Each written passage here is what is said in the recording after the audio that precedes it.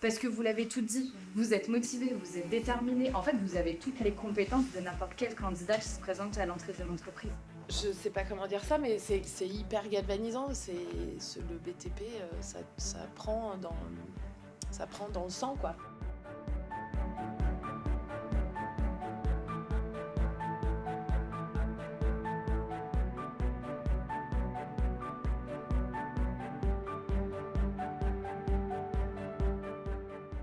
Aujourd'hui, une jeune femme ou une femme qui souhaite se réorienter, eh ben, elle a plus de difficultés à se projeter dans les métiers du bâtiment qu'un homme, puisque les métiers du bâtiment, on les assimile à des métiers rudes, très physiques, et donc on associe ces notions-là à la masculinité, ce qui n'est pas vrai.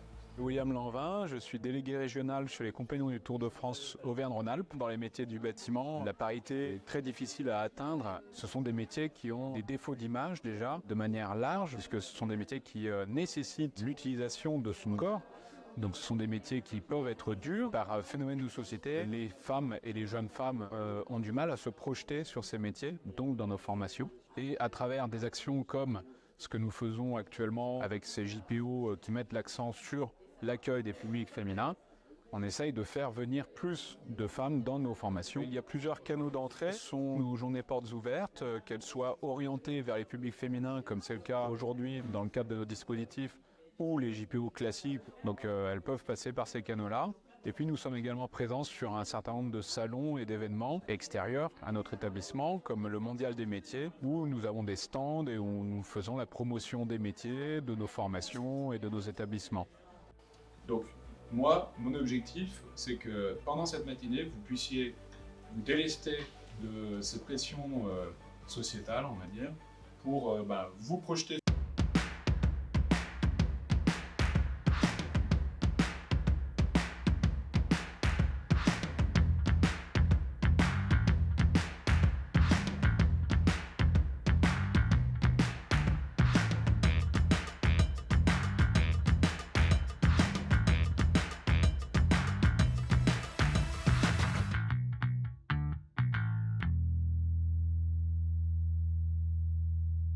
Bonjour, je m'appelle Cerise Steiner.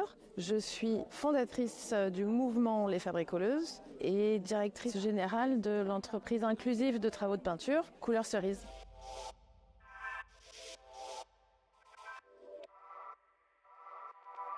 En fait, il ne faut rien lâcher. Tout est possible à partir du moment où on a envie, où on se lève le matin et on se dit mais en fait c'est exactement ce que je veux faire. Et si votre fille elle veut être électricienne, oh non, non, elle passera son bac avant. Bon voilà, il faut essayer de dépasser tous ces déconvenus et mettre un gros coup de pied dans la fourmilière et allez-y en fait, sans aucune hésitation et surtout faites des stages en entreprise. C'est hyper important de connaître la réalité en fait du métier.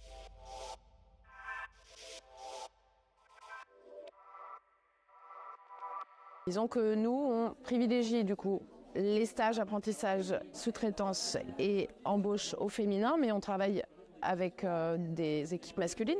Mais c'est surtout que toutes les personnes qui n'ont pas accès au bâtiment, eh ben nous, on les prend dans notre entreprise. Bonjour, donc moi je m'appelle Yazik Beresli, je suis chef de projet domaine d'excellence BTP Bâtiment et Travaux Publics pour Pôle emploi. Cette mission consiste à accompagner les entreprises, les demandeurs d'emploi, tout le réseau local en fait au niveau régional des agences locales Pôle emploi pour essayer effectivement de trouver des solutions, proposer à des demandeurs d'emploi des offres d'emploi dans le domaine du bâtiment et des travaux publics, à promouvoir effectivement ces métiers et à essayer de travailler un peu les représentations qu'il y a autour du bâtiment et des travaux publics.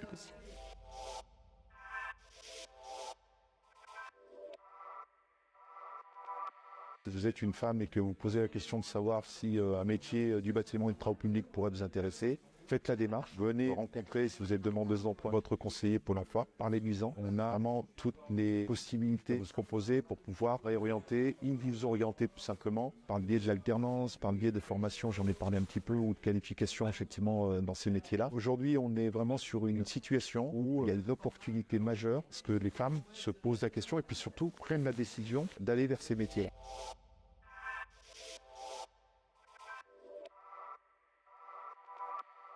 On a un secteur qui est vraiment en tension, c'est-à-dire qu'on a vraiment beaucoup d'offres d'emploi, d'entreprises qui sont partenaires, qui sont volontaires à intégrer des femmes, plus de femmes, qui ont des politiques internes en matière de RSE notamment, justement cette dimension féminisation des emplois. Stéphanie Gérifaux, donc je suis dirigeante de la société Digibat et j'anime le podcast Parpaing et Sac à main.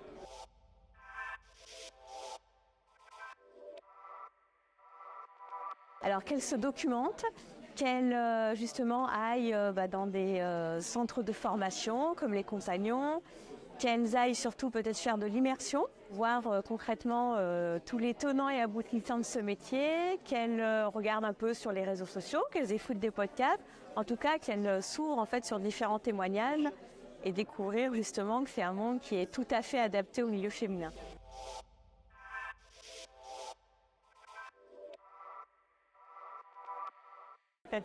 Alors, je ne sais pas si c'est le bon moyen, mais en tout cas, l'idée de ce podcast, c'est surtout de mettre en lumière différents parcours de femmes, de montrer que, voilà, pourquoi est-ce qu'à un moment donné, on est arrivé dans ce milieu du bâtiment. Peut-être que des questions que se sont posées ces femmes interviewées, c'est peut-être des questions aussi que l'on peut se poser soit quand on hésite sur sa poursuite d'études, soit tout simplement sur des reconversions. Et puis je pense aussi c'est pour faire prendre conscience que non, ce n'est pas un milieu que masculin et au contraire les choses évoluent et que les femmes s'épanouissent énormément dans ce milieu-là, quoi.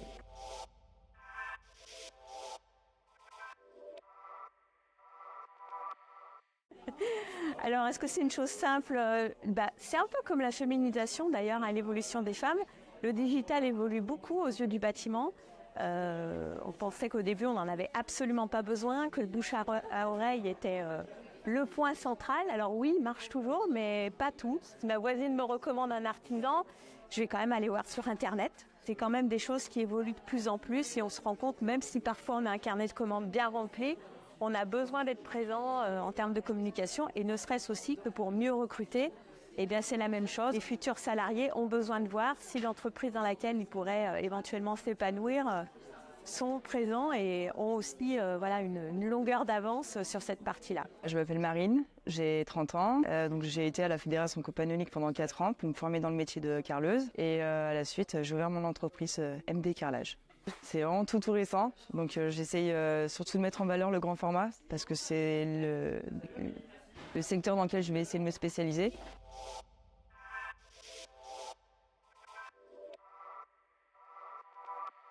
Je l'ai choisi parce que j'avais besoin de vivre d'autres choses, de ce que je faisais de mon ancien métier. Et ce que j'ai apprécié, c'est le soutien des formateurs, parce que je pense que sans eux, je ne serais pas où j'en serais aujourd'hui, vu le nombre de fois où j'ai voulu baisser les bras.